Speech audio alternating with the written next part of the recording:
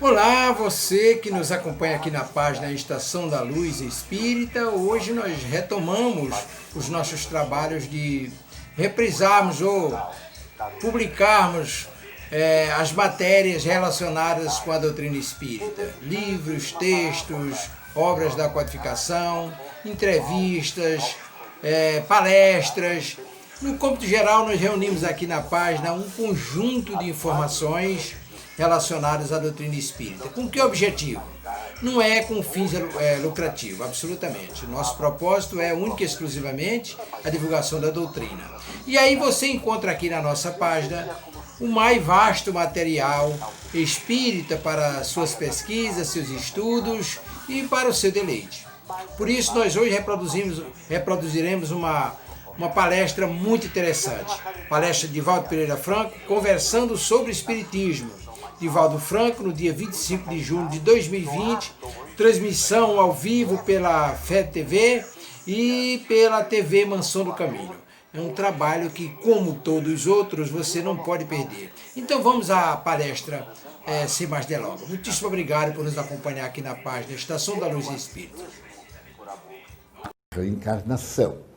Então ele percebeu que esse conjunto de consequências morais esteve a meditar qual a crença religiosa que melhor poderia encaixar-se ou receber todas essas questões. E não encontrou outra senão a de Jesus Cristo, o Evangelho. Meditou profundamente e escreveu mais tarde o estudo do Evangelho à luz do Espiritismo. Ele percebeu, por exemplo, que o Evangelho poderia ser lido, meditado, estudado sobre vários aspectos. Os atos e a vida de Jesus, as parábolas, os milagres, as questões morais. E então ele se deteve, porque todos aqueles outros itens, os milagres, eram nada mais do que desconhecimento das leis, como um dia dirá Newton com muita propriedade, que o milagre é o resultado de uma lei desconhecida. Ele pôde explicar a Allan Kardec como se davam esses fenômenos que não têm nada de miraculosos, apelando-se para as leis que eram desconhecidas àquela época. Hoje, através das ciências, como veio provar mais tarde a parapsicologia, que é um ramo da psicologia experimental, como veio provar a física, não mais a newtoniana, mas a física quântica, ou física das probabilidades, e assim por diante, a psicologia, na expressão de quarta força, superando as três escolas tradicionais. Então ele elegeu a questão moral, porque essa questão moral é universal, não matar.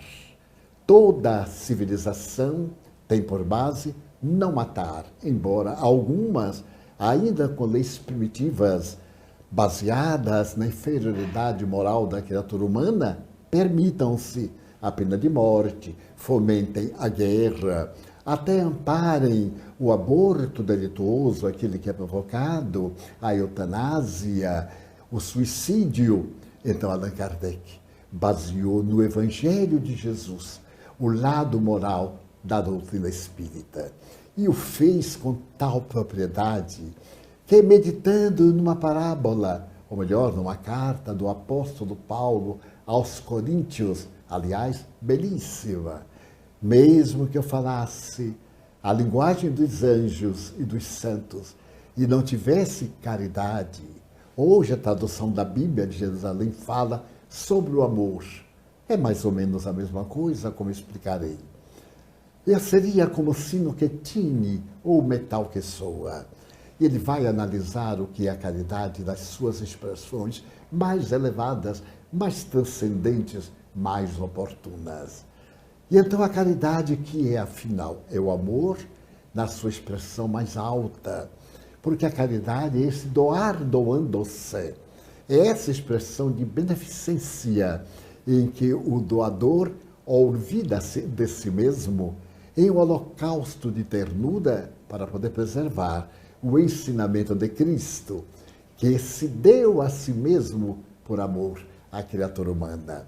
Então o Evangelho passou a ser a linha básica moral da doutrina espírita na sua feição religiosa, porque aborda tudo que as religiões definem e aceitam: a imortalidade da alma, primeiro Deus, a comunicabilidade dos espíritos, algumas delas aceitam, outras nem tanto. Mas ele aí percebeu a reencarnação, a pluralidade dos mundos habitados. E é fascinante notar a evolução da astronomia, asseverando hoje que, por exemplo, existem nas galáxias aproximadamente milhões de planetas semelhantes à Terra ou melhores, que têm vida. Allan Kardec se baseia também no pensamento de Cristo: credes em Deus? Crede também em mim. Na casa de meu Pai há muitas moradas, senão eu não teria dito, vou preparar-vos lugar.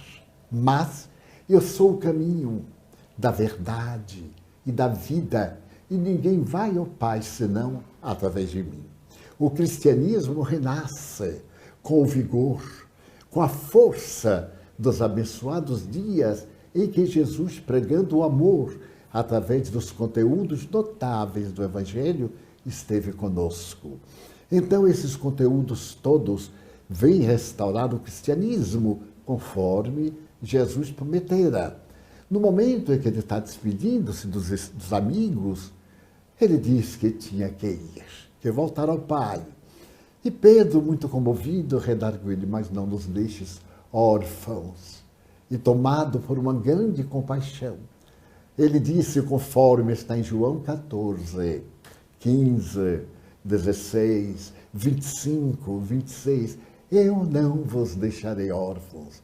Eu rogarei a meu Pai, e ele vos enviará o Espírito de verdade que o mundo ainda não conhece, que vos repetirá as minhas lições e vos dirá coisas novas que ainda não podeis suportar.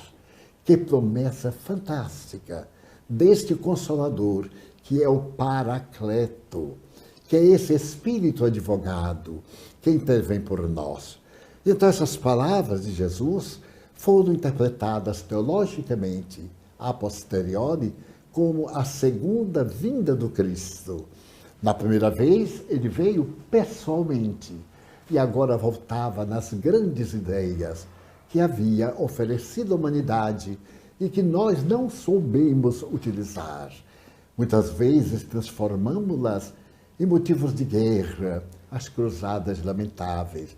Outra vez, o fanatismo ceifou milhares, centenas, milhões de vidas no período terrível da chamada Santa Inquisição. Depois, o fanatismo, os interesses humanos corromperam completamente aqueles postulados e muitas teologias surgiram a pretexto de explicar as palavras do Cristo, adaptando-as aos seus interesses políticos, sociais, econômicos. E quando a humanidade estava devorada pelas situações conflitivas que assolam periodicamente a humanidade, qual ocorre nesses dias, os Espíritos vieram. O Evangelho diz de uma maneira tão bonita, a semelhança de um exército, que o comandante convoca, os Espíritos do Senhor desceram à terra e proclamaram a nova era. E eu diria como estrelas que caíram na terra numa noite terrível, iluminaram a nossa consciência e nos despertaram para o grande amanhecer. Desde então, por volta de 18 de abril de 1857, no sábado, pela manhã, entre 10 e 11 horas, no coração de Paris, em Palais Royal, no Palácio Real, onde a sociedade desfrutava do prazer da convivência nos belos jardins, na Galeria d'Orléans, as imensas galerias da moda. Ali era como um shopping moderno. Ali, numa livraria do Sr. Danty, seu amigo de Allan Kardec, aparece o Livro dos Espíritos, onde estão catalogadas 501 questões. À semelhança de Platão, estudando Sócrates, essa questão do diálogo, os grandes enigmas da humanidade são apresentados numa linguagem mais terna, a ponto de referir-se a Jesus de uma maneira incomparável, quando Allan Kardec pergunta qual o ser que Deus ofereceu à criatura humana para servir-lhe de modelo e guia. E eles responderam, Jesus. E Allan Kardec comenta a respeito desse homem incomparável, como disse muito bem Ernesto Renan, o grande pensador, mestre da Sorbonne e Paris, professor de grego, de latim, que foi estudar a doutrina de Jesus, ele era ateu, atendendo ao apelo de sua irmã. Tu não conheces o Evangelho. Se tu leres Jesus, te fascinarás. E ele foi ler. Ele conhecia a tradução, a interpretação, aquilo que os interesses humanos haviam estabelecido. Mas, quando ele mergulhou no pensamento, nas mensagens de Jesus, nessa filosofia de amor, de liberdade, de solidariedade, de humanismo e de humanidade, ele se fascinou e declarou de imediato: Jesus foi o vulto que dividiu a história da humanidade.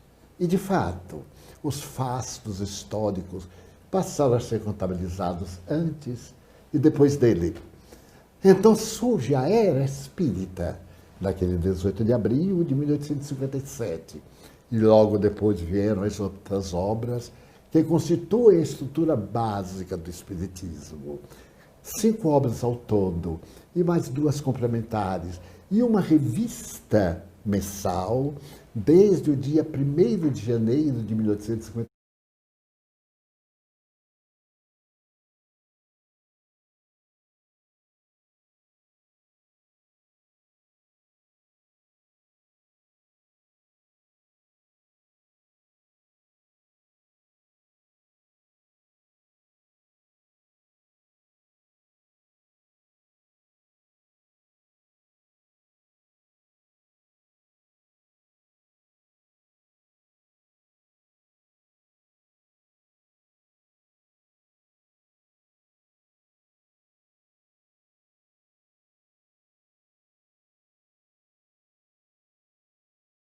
Com superstição, e etc., considerando ser uma doutrina profunda. Nós agora vamos fazer um ligeiro intervalo e logo, logo voltamos para atender as suas perguntas com o nosso querido amigo, Dr. André Luiz Peixinho. Em tempos de isolamento social, a fome, o desamparo e o sofrimento afligem milhares de pessoas invisíveis à sociedade. Diariamente, nós da Mansão do Caminho ajudamos cerca de 5.000 famílias necessitadas, que mesmo durante a pandemia continuam recebendo gratuitamente cestas básicas e medicamentos de nossas obras sociais. Para essas famílias, nós somos a única mão que se estende. Uma prática que mantemos há mais de 65 anos. Ajude-nos a dar continuidade a esta grande ação de caridade. Seja um doador da Mansão do Caminho. Acesse agora www.mansãodocaminho.com.br/quero doar.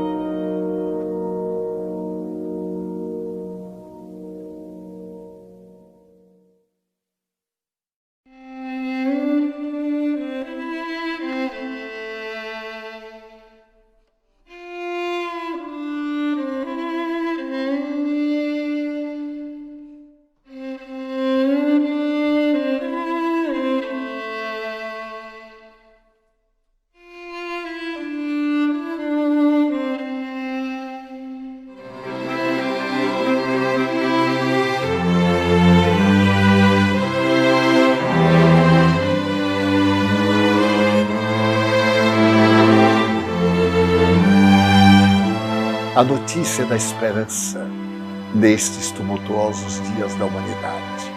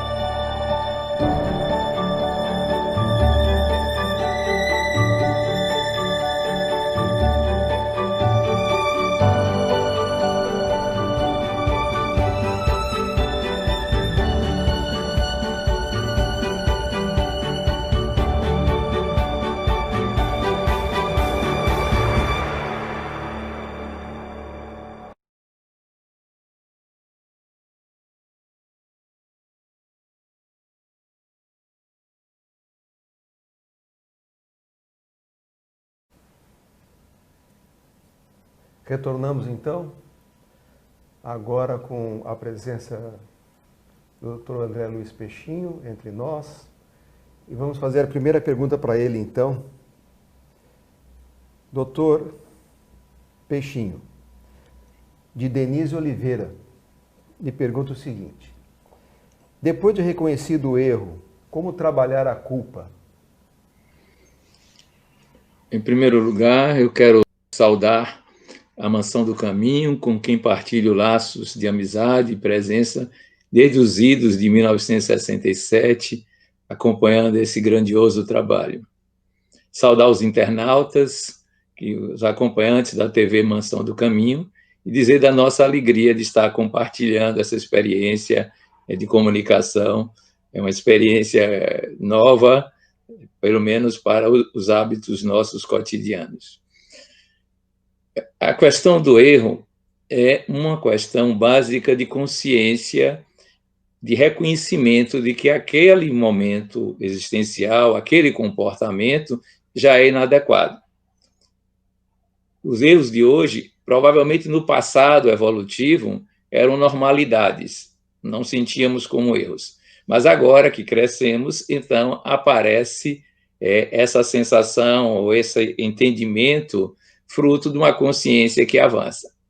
Reconhecido o erro, nós temos algo a fazer. Em primeiro lugar, constituir-se sobre a forma de decisão de não reincidir no erro. No caso, é aquela velha palavra de arrependimento e tomada de decisão para não persistir no erro. Acontece que algumas atitudes nossas provocam reações no meio social, conflitos, estragos que merecem reparos. Então, a nossa conduta subsequente é identificar se podemos reverter isto diretamente na situação ou se podemos compensá-la atendendo à humanidade de alguma sorte naquilo em que ela precisa. Então, nós nos preparamos para um outro estágio vivencial da consciência, porque aí a culpa desaparece. Costumo dizer que a culpa é um alerta para nos informar que já não precisamos viver daquela forma, já não precisamos comportar-nos desta maneira que nos deu essa sensação de erro. Daí em diante, a renovação, a reparação. Se a gente fizer o que Santo Agostinho recomenda no Livro dos Espíritos, um exame de consciência diário, teremos uma grande chance de reparar os erros de imediato, e evitá-los nas atividades subsequentes. Creio que assim a gente estará traçando um bom caminho para exercitar a nossa vida interior tranquila em relação à consciência, onde está a lei de Deus na perspectiva de Allan Kardec. Obrigado pela sua resposta. Divaldo, Nádia faz a seguinte pergunta: há algum período entre as reencarnações após a morte? Vamos encontrar nossos entes queridos? Não há exatamente um período estabelecido, porque depende muito do processo da evolução de cada um de nós. As reencarnações são como a jornada numa escola, numa universidade. Tanto nós podemos avançar e até mesmo eliminar alguns passos, como nos podemos deter em fases de renovação. Não podemos nunca retroceder, porque os conhecimentos adquiridos jamais nós perdemos.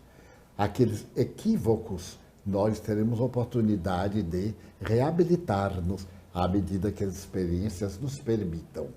Dessa faz, o taoísmo, por exemplo, o budismo, fala-se que é um período de 300 anos, mas experiências de laboratório feitas pelo Dr. Ramendra Nath Banerjee na parapsicologia, ele conseguiu detectar pessoas que desencarnaram no mês de dezembro e que em novembro do ano seguinte já estavam reencarnadas. Portanto, foi só o período de ficar um pouco no mais além, a gestação de 9 vezes e o retorno imediato. Mas é claro que nós aí encontramos as pessoas queridas, senão não teria sentido, mas também as pessoas não amadas, detestadas, razão pela qual deveremos evitar ao máximo as inimizades. Se alguém não gosta de nós, o problema é dele, mas nós gostaremos de todos, dentro de um grau de semelhança, de afinidade. Tenha a certeza absoluta que nós volveremos a encontrar aqueles que fazem parte da nossa família espiritual. Peixinho, Sérgio Novelli faz a seguinte pergunta a você especificamente. Hoje no meu evangelho caiu a mensagem: bem-aventurados os aflitos, porque serão consolados. Você poderia explicar, por favor? Pois não. Vejam vocês, os aflitos, de um modo geral, são todos nós que ainda não encontramos o estado pleno de deleite, de consciência integrada em Deus, que não vivenciamos a experiência do ser de perfeitos, como é perfeito o Pai Celestial. No mesmo Sermão da Montanha, que essa frase aparece, se eu não me engano, está lá: por que estáis aflitos com o dia de amanhã? Vejam você, quando nós colocamos nossa consciência, e isto é a regra quase universal no mundo material, quando colocamos em tudo que é transitório o nosso pensar, o nosso lutar, o nosso estar no mundo, nós teremos aflições. Nós teremos lágrimas pelas perdas, porque nós achamos que possuímos. Enquanto tivermos essa consciência, não encontraremos a chance de viver a plenitude que o Evangelho nos traz. Vejam vocês que as nossas lágrimas, de um modo geral, estão derramadas porque nós nos arvoramos em proprietários, e a vida vai nos levando a perceber que não é nada disso. Nem mesmo do corpo físico nós somos proprietários, nós não os dominamos completamente. Vem uma circunstância, às vezes invisível, e o destrói. Vem uma variável inesperada e a nossa riqueza vai embora. Vem algo afetivo de deslocamento das pessoas, aqueles pares nossos desaparecem. A maioria dos nossos sofrimentos, das nossas aflições, são decorrentes dessa concepção que, no fundo, é corpórea, é materialista, não é o espírito eterno. Agora, isso a gente encontra a consolação no próprio Evangelho, que nos acena para uma vida imortal, encontra no Espiritismo como revivescência do Evangelho, que mostra a lei da vida como atuando no mundo de tal maneira que o que estamos vivendo é uma transitoriedade, é uma impermanência, e nos apela para o desapego. Aí a aflição desaparece. Só o esclarecimento já é consolação, por sabermos que aquilo que aparentemente perdemos, que nos faz sofrer, nos aflige, não tem essa grandeza toda em relação ao espírito que nós somos. Mas na medida em que pensarmos no reino dos céus, vivenciado interiormente, naquele lugar sagrado que existe em todos nós, que é a marca do divino na nossa vida, veremos que as aflições não mais aparecerão. Não simplesmente seremos consolados, seremos libertos desse estado de aflição para não precisar de consolação. Aí saberemos o que é a plena bem-aventurança. Divaldo, de Cláudia Diniz. Os médiuns de grande potencialidade estão ficando em número bem reduzido nos dias atuais. Não é igual ao passado. Qual a razão para isso? No passado, era necessário que o fenômeno mediúnico convidasse as pessoas a reflexões profundas. Depois que a doutrina nasceu e foi divulgada, já não é tão necessário a manifestação retumbante. Com a evolução hoje da tecnologia, com os recursos através da cibernética, muitos dos fenômenos que antes deslumbravam podem ser apresentados com relativa facilidade. Então, os espíritos estão procurando muito mais o médium moral, a transformação moral da criatura humana. Naquela oportunidade, no passado, era provar que a vida continuava. Depois das demonstrações e as confirmações dos maiores sábios que existiam na Europa, como na Nova América e outras partes do mundo, já nos faz necessária a demonstração do fenômeno, por exemplo, da ectoplasmia, as materializações, as desmaterializações. Essas energias são aplicáveis do tratamento das enfermidades humanas. Eu me recordo, Chico Xavier, portador de notáveis fenômenos ectoplásmicos, os fenômenos de materialização. Em determinado momento, o benfeitor Emmanuel disse-lhe: vamos poupar essas energias para transferi-las a benefício das pessoas doentes. Já temos um bom potencial de provas, agora vamos ao espiritismo prático e praticado. Daí, nós observamos que o número daqueles médiuns que impactavam e muitas vezes se tornavam profissionais, perdiam o senso do equilíbrio, porque não tinha doutrina. A doutrina hoje nos educa e oferece um exercício à mediunidade através do estudo, da prática correta.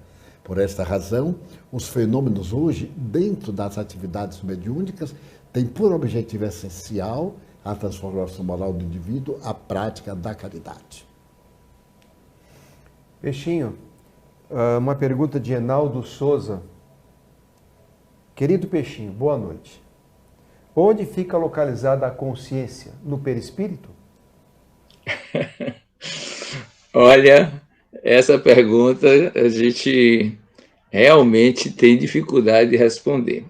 Mas eu vou tentar. Em primeiro lugar, eu quero lembrar que nós somos a individualização do princípio inteligente do universo. E é no espírito que se situa, é o espírito que se situa como essência. Esse espírito que nós somos se manifesta na ordem da existência. E é claro que tudo parte do espírito. Entretanto, existe uma corporeidade que nós chamamos de perispírito, envolvendo como envoltório desse espírito. E nós encontramos na literatura espírita, bem especificamente em Evolução de Dois Mundos, de André Luiz, o que ele chama de corpo mental. Esse corpo mental é a consciência nesse nível mental. Mas ele também relata num corpo espiritual, é uma consciência, que é o psicossoma. Há uma consciência nesse outro nível, que é o mais comum do espiritual. Mas há uma consciência corporal.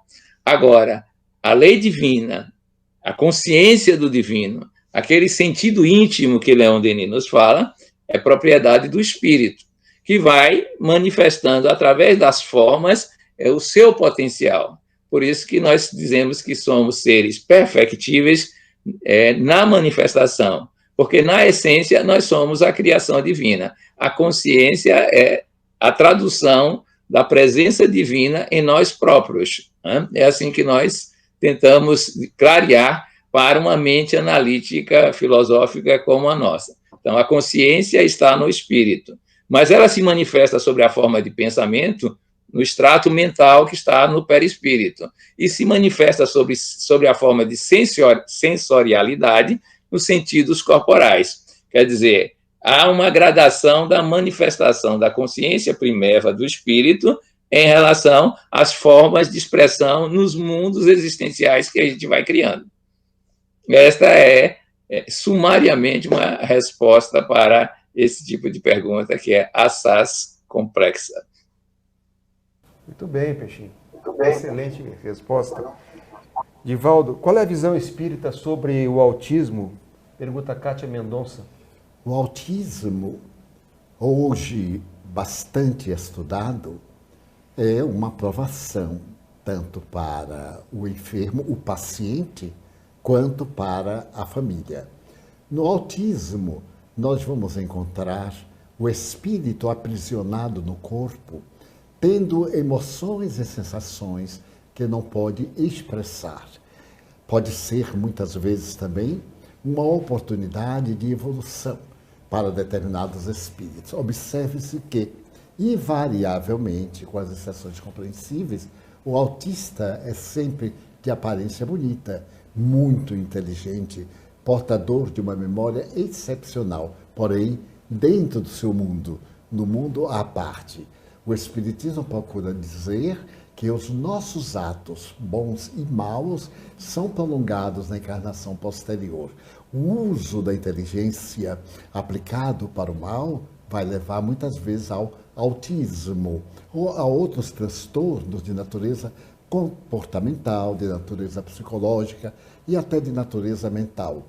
Durante muito tempo, acreditou-se que o autismo era uma forma de esquizofrenia e que era uma doença. Hoje, graças à evolução da ciência e o estudo do espectro autista, nós todos, principalmente os cientistas, estabelecemos que se trata de uma forma especial de comportamento. O autista é alguém no processo de evolução buscando o amor para melhor expressar-se e assim resgatar débitos e avançar no processo da sua evolução.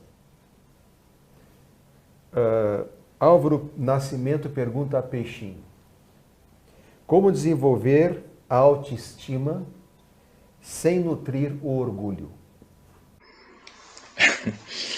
É uma tarefa da nossa construção, cujo nome genérico é reforma íntima. Duas chagas da humanidade que Kardec reconhece, o egoísmo e o orgulho, ele anuncia, num dos seus textos, que é fruto do instinto de conservação, que foi uma grande conquista evolutiva do espírito na fase em que ele marchava da ignorância do reino mineral, quando estava intelectualizando, até chegar ao estágio de humanidade. Então, a conservação do indivíduo enquanto consciência material, consciência corporal, leva ao fato de que o indivíduo se torna egocêntrico e se torna orgulhoso. Isso é um viés, é uma exacerbação desse instinto. É egocêntrico no sentido que os outros nada valem, e orgulhoso porque ele é superior. Mas já existe agora uma outra fenomenologia, que é essa, a autodesqualificação. Por alguns motivos externos de não referenciamento adequado das pessoas que precisam de retorno, que ainda não conseguiram chegar ao estágio de autonomia psicológica, então as pessoas se julgam ruins, fracas, perdidas, isto e aquilo. Todo julgamento é um equívoco, no sentido de que não leva em conta as grandes variáveis evolutivas que estão envolvidas, principalmente quando o julgamento é dos outros. Então, a autoestima baixa é porque não considerou uma série de variáveis relevantes. Em primeiro lugar, nós somos criação divina, e eu sempre acho que Deus não ia fazer tolice, nem criar gente ou espíritos inadequadamente. Então, nós somos, por genética, de natureza divina. Depois, essa natureza divina é considerada, desde os tempos do Evangelho de João, de natureza amorosa. A essência do divino é a amorosidade. Então, nós somos amorosos. Agora, essa autocrítica exacerbada, negadora de si mesma, com receios do mundo, essas aparecem quando a gente sai dessa, ou não entra, melhor dizendo, nesta consciência. O que fazer? Olhar cada vez mais aprendendo a não julgar, a identificar seu estágio evolutivo. Simplesmente, meu estágio é esse, minha atitude é essa, aquela, não se cobrar por aquilo que ainda não é capaz. A aspiração que vem dos ideais, das vivências superiores, não pode ser motivo de comparação com a nossa própria realidade. E insistir que todos estamos marchando para o zênite, e o zênite é espírito puro, todos vamos chegar lá. Então não há razão, não há motivo para quem estuda o pensamento espírita e a evolução de dizer-se coitadinho, limitado, restrito. Quando essa situação aparece, eu tenho até umas saídas filosóficas ou pessoais. Quando eu me lembro assim, puxa, eu ainda estou nesse estágio evolutivo, eu me lembro que vim do reino mineral, passei por todas essas fases, não com a consciência humana, mas, claro, como espírito. Então, já viajei tanto que não há por que descaracterizar e desqualificar esse tipo de viagem. Mas isso não é para ficar parado. Aí eu me lembro que, para espírito puro, há uma viagem a ser realizada. E, ao invés de ficar dizendo estou bem, estou mal, eu digo eu estou aqui, nesse estágio de evolução. Não preciso me comparar com ninguém, não preciso olhar para mim como se fosse um julgador inclemente dizendo que estou perdido, sou frágil, isso. Insisto, sou criação divina, todos somos criação divina. E nossa distinção é fulgurante, é espírito puro, co-criador cósmico. Agora, o ato de agir nessa direção, ou a decisão de colocar a vontade a serviço disso, é que vai nos dar aquela sensação de que está no caminho certo, na hora certa, executando a tarefa certa. Assim a gente sai dessa autoestima rebaixada, que às vezes é reforçada pelo meio exterior. Muito bem. Alessandro Bulcão, Divaldo, faz uma pergunta. Um centro que não possui um guia espiritual pode ter o ensinamento da doutrina prejudicado? Toda instituição que se volta para o bem tem a ajuda divina. E quando se vai formar um centro espírita, é evidente que se procura proteção antes de alguma entidade amiga, possuidora de valores, para poder conduzir-nos. Seria um atrevimento invadirmos uma propriedade tão profunda como é a experiência da mediunidade do centro espírita, sem um guia para nos conduzir e sem o conhecimento. Naturalmente, isso pode prejudicar o estudo da doutrina espírita, porque a função primordial do espiritismo, do centro espírita, é o estudo e a prática das lições que o espiritismo estabelece na ação da caridade. Mas mesmo que aparentemente não se revele nenhuma entidade como sendo o mentor da casa, existe proteção. Porque Deus, na condição de amor, estabelece regras nas quais todo ato de benevolência recebe de imediato o apoio. E os espíritos bons andam inspirando-nos à prática de grupamentos elevados, de agregações, de almas para o estudo da verdade e do bem. Mas é de bom alvitre que, ao criar-se um centro espírita ou uma instituição qualquer, procure se manter em contato com entidades encarnadas e desencarnadas, possuidoras de conhecimentos capazes de bem conduzir aqueles que se aproximam do centro espírita, para evitar que se adotem comportamentos que nada têm a ver com a doutrina e passam esses apêndices a dar a ideia de um espiritismo inexistente. Peixinho, você que é presidente da Federação Espírita do Estado da Bahia, Filomena faz a seguinte pergunta. Vejo nas redes sociais centros espíritas publicando que estão realizando passes virtuais. Isto existe? Esta é uma pergunta que o presidente da Federação Espírita do Estado da Bahia, momentaneamente presidente, terá dificuldades de responder. Eu penso, e aí é uma opinião pessoal, que existem algumas práticas que podem ser feitas sob a forma de sessões de irradiação. Isso existe na literatura espírita e isso pode ser adequadamente trabalhado. Agora, a relação virtualidade, eu precisaria ter dados técnicos para a validação da mesma. Se bem que eu saiba que as pessoas que podem influenciar os outros, à distância, pela emissão fluídica, muito bem relatado nas comunicações mediúnicas entre vivos por Ernesto Bozano, me parece que justificaria uma boa investigação nessa área. Eu costumo dizer que nós espíritas precisamos ter mais, digamos, o espírito de Kardec na investigação, para validar as práticas que nós fazemos. E toda vez que aparece algo novo, algo diferente, eu acho que a gente precisa testar para reconhecer a eficácia ou não. Por isso que eu não me posiciono. E segundo, eu queria lembrar que o fato de estar presidente de uma federação não me faz autoridade no conhecimento, porque uma das características do pensamento espírita é que ele tem que se fundamentar na universalidade do saber e na consenso, e isto é algo na razão, na análise da razão. Por isso que o fato de estar nesta função é mais jurídica e administrativa do que doutrinária. Não sou nenhuma autoridade doutrinária nesse campo do espiritismo. Não faria sentido isso pela própria gênese do espiritismo. Obrigado pela resposta, Peixinho. Excelente. Divaldenice Gama. Quando se dá a morte cerebral, como fica o espírito até o momento do desencarne?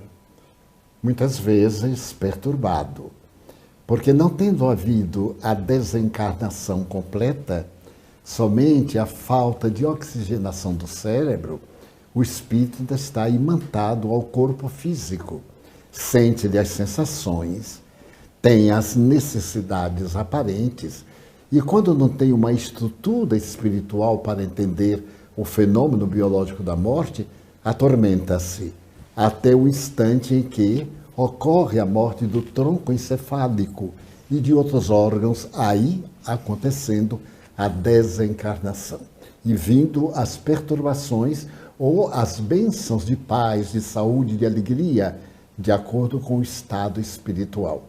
A verdade é que a morte cerebral não é definitiva para poder estabelecer a desencarnação. Peixinho, uma pergunta na área da psicologia. Tem um filho que é hiperativo e tem déficit de atenção. Como devemos agir diante disso?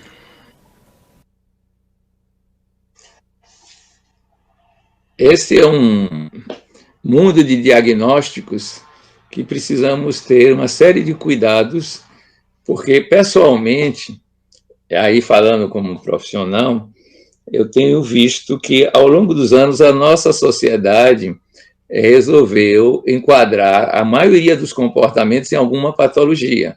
Para vocês terem uma ideia, só nos últimos 10, 15 anos, o Fundo de Saúde Mental americano criou 100 novas patologias.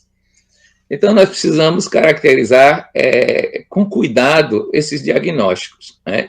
Hiperatividade, déficit de atenção, porque o mundo é diferente, as criaturas estão diferentes, e eu tenho receio, eu tenho cuidado de não rotular as pessoas, principalmente na área mental, porque o rótulo é problemático, as pessoas ficam marcadas por aquilo, e o olhar dos convivas tende a superdimensionar aquela problemática. Mas entendo uma hiperatividade e entendo um déficit de atenção, existem vários procedimentos psicológicos, terapêuticos, às vezes químicos, para ajudar o enquadre dessa pessoa no ambiente social. Mas como eu tenho, por tradição, por formação, a ideia de que o grande pensamento organizador de todos esses pensamentos deve ser o pensamento espírita, eu entendo que qualquer problema deve ter abordagens biológicas, sociais, psicológicas e, primariamente, espirituais, porque todos somos espíritos e as dificuldades de saúde, de um modo geral, são decorrentes da problemática do espírito nessa marcha ascensional evolutiva. Eu não posso dizer detalhado como é o comportamento psicológico, ou a terapêutica psicológica, ou médica, ou social, ou espiritual, mas há que se procurar engajar todas essas vertentes, que nós chamamos de dimensões da realidade, para cuidar de qualquer patologia. Então, a recomendação é que a pessoa procure uma autoridade psicológica, às vezes vai precisar de um psiquiatra, mas cerque-se dos cuidados espirituais, porque a reverberação na existência que aparece como hiperatividade e déficit de atenção não é do corpo. O corpo pode ajudar a limitar, a depender de uma lesão existente, mas nesses casos, de um modo geral, é muito mais da alma ansiando manifestar-se e ainda não ajustada aos parâmetros sociais, de um modo geral. Por isso que a recomendação é essa: abordagem integrada, interdisciplinar, biopsico, sócio-espiritual, lembrando que o espiritual é aquilo que é do permanente. Divaldo, Fátima Costa faz uma pergunta. Se não consigo perdoar o desencarnado e sinto ressentimento, qual a consequência para mim e para ele? É de que a perturbação se prolongará longamente. Esse ressentimento não pode permanecer mesmo com a pessoa desencarnada. O perdão e o auto-perdão são fundamentais à existência feliz. E enquanto você mantenha esse sentimento, você está aprisionada nele e ele estará retido pelo seu pensamento. Estará em perturbação e vai terminar perturbando-a, porque atraído pelo seu pensamento constante de mágoa, o espírito, não podendo reabilitar-se nesse momento, sofre, se for o caso, ou pode revoltar-se ainda mais. Seria ideal que você desculpasse. Se não pode perdoar no momento, desculpe. Dê o direito à pessoa de ser capaz de agir de maneira equivocada, porque você também age, eu ajo, todos nós nos equivocamos. Então não podemos esperar perfeição nos outros, perfeição que nós não conseguimos em nós. Na área da afetividade, acontecem muitos fenômenos que nos escapam. O seu ressentimento deve estar mais ou menos preso a comportamento talvez afetivo. Muitas vezes nós amamos alguém que não consegue manter fidelidade a nós por um problema de construção moral, individual e evolutiva. Então, se nós amamos realmente, nós ajudamos, dando-lhe o direito de reabilitar-se e nós mantermos a nossa paz interior.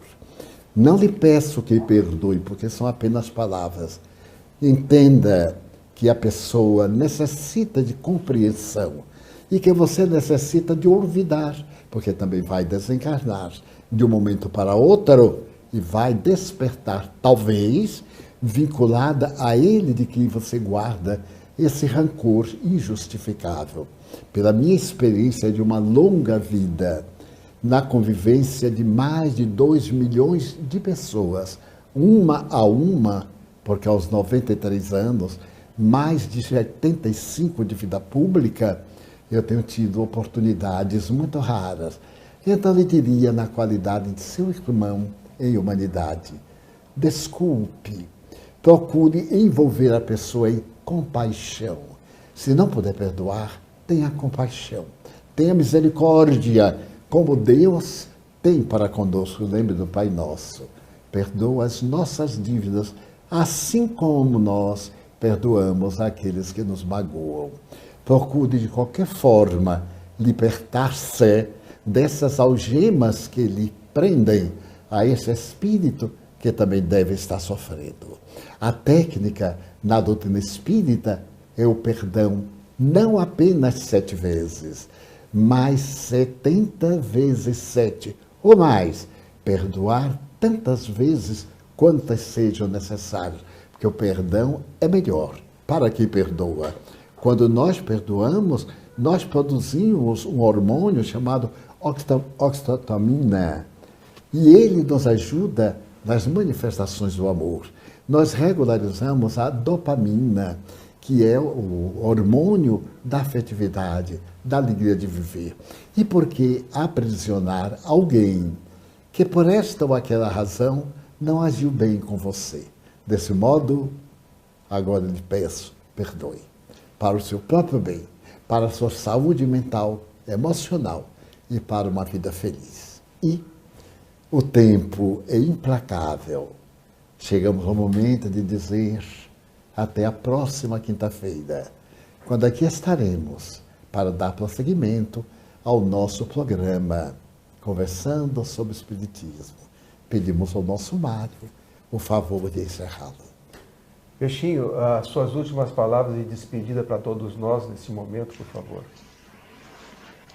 Bom, como despedida eu digo que continuemos estudando, praticando, vivenciando o Espiritismo. E como normalmente as pessoas lembram da minha formação acadêmica, eu costumo repetir, nenhum conhecimento dessas áreas é suficiente para entender a realidade humana, e o Espiritismo é a maior riqueza cultural que eu pude encontrar na vida. E quem se dedicar a isso vai descobrir o que eu estou dizendo. É um paradigma capaz de superar aquilo que Kardec dizia, que era o materialismo. E é isso que nós precisamos, de um espiritismo que seja capaz de viver na experiência cotidiana tudo que aprendemos nele, ressaltando a presença de Jesus e do Evangelho como o nosso grande sonho, a nossa grande aspiração. E agradecer mais uma vez à Mansão do Caminho, esse carinho, esse cuidado, essa presença contínua de aprendiz, que sempre foi do mestre que está aí, Divaldo Franco. Foi uma honra para nós a sua presença aqui, Peixinho. E damos por encerrado, então, declaramos encerrado a nossa reunião dessa noite. Muita paz, muito obrigado a todos. Está concluído o nosso Conversando sobre o Espiritismo desta noite.